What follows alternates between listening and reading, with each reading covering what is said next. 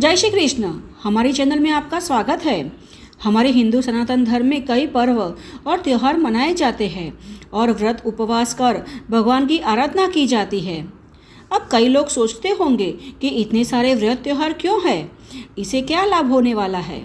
किंतु आज के कलयुग में यही व्रत त्यौहार पर्व के कारण ही हमारा सनातन धर्म जीवित है। यही व्रत त्यौहार पर्व को मनाकर हम हमारे आध्यात्मिक जीवन में प्रगति कर सकते हैं। और ऐसा ही एक अत्यंत महत्वपूर्ण और पावन पर्व जो चैत्र माह के शुक्ल पक्ष की तृतीया तिथि को मनाया जाता है, जिसे गणगौर व्रत कहा जाता है। यह व्रत भगवान शिव और माता पार्वती को समर्पित है। इसे तृतीया तीज के नाम से भी जाना जाता है।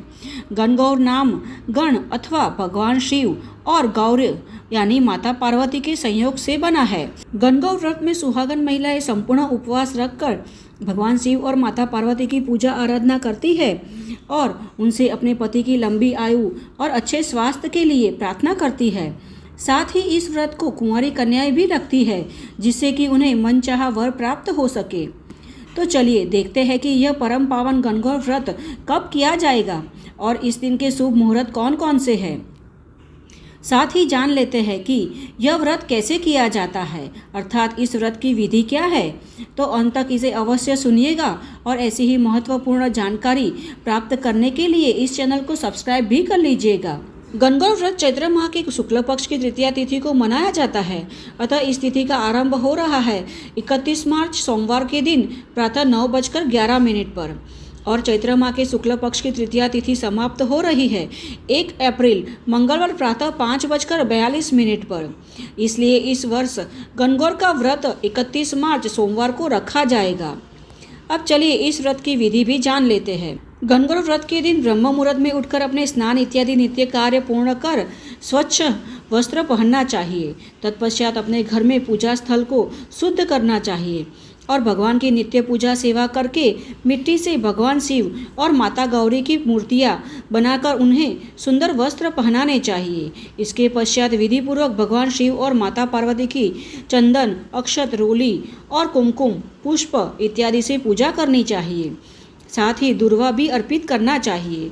धूप दीप प्रज्वलित कर भगवान शिव और माता पार्वती की आरती करनी चाहिए और चूरमे के लड्डू भी बनाने चाहिए, जिसे भोग के रूप में अर्पित किया जाता है। पूजा के समय माता पार्वती को संपूर्ण श्रृंगार अर्पित करना चाहिए, अर्थात कुमकुम, बिंदी, कंगन, सिंदूर इत्यादि जो भी सुहाग के श्रृंगार की वस्तुएं हैं वह माता पार्वती को अर्पित अवश्य करनी चाहिए।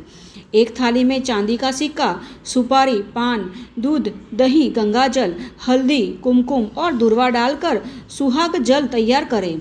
फिर दुर्वा से इस सुहाग जल को भगवान शिव और माता पार्वती पर छिड़के और अंत में इसे अपने घर में और घर के सदस्यों पर भी छिड़के। अब इस दिन ब्रह्म मुहूर्त में उठकर भगवान शिव और माता पार्वती की पूजा की जाती है। अतः ब्रह्म मुहूर्त का समय रहेगा सुबह प्रातः 4:40 से 5:26 तक का।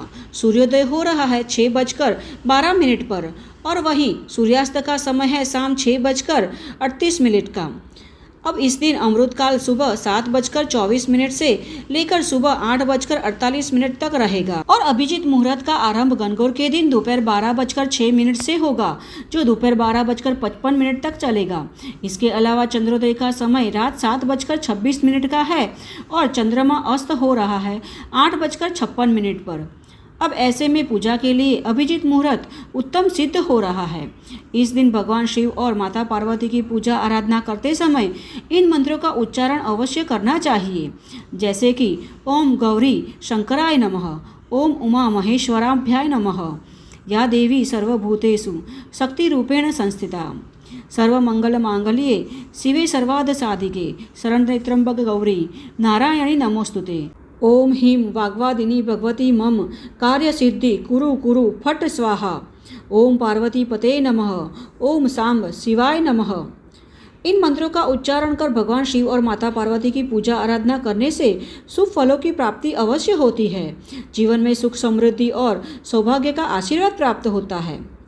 तो यह थी हमारी गणगौर व्रत के विषय में संपूर्ण जानकारी और व्रत विधि। हमें आशा है कि हमारे द्वारा दी गई यह जानकारी आपको उपयुक्त हो रही है और अगर उपयुक्त होती है तो इसे अपने मित्र और परिवार में भी शेयर कीजिएगा, जिससे कि उन्हें भी इस जानकारियों से लाभ प्राप्त हो सके।